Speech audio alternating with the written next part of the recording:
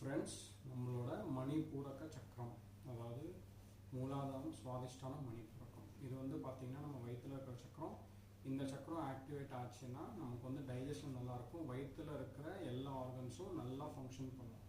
இதுக்கு உங்கள் கையை இந்த முதிரையை பண்ணுங்கள். உங்கள் கையில் இருக்கிற விரல்கள் எல்லாம் ஒன்றா சேருங்க, நடுவல் மட்டும் நேராக இருக்கும்.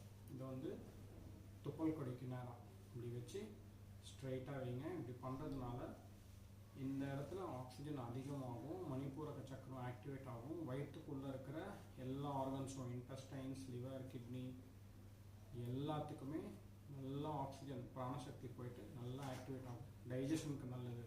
இன்டைஜஷன் ப்ராப்ளம் இருந்தால் அது கிளியர் ஆகிடும். கேஸ்ட்ரிக் ட்ரபிள்லாம் இருந்தால் எல்லாமே ரிலீஸ் ஆகிடும். வயிற்றுக்கு ரொம்ப நல்லது. வயிறு நல்லா ஆக்டிவேட் ஆகி நல்லா டைஜஷனோட வயிற்றில் இருக்க ஆர்கன்ஸ்லாம் நல்லா இருந்தால் உடம்புக்கு ரொம்ப நல்லது.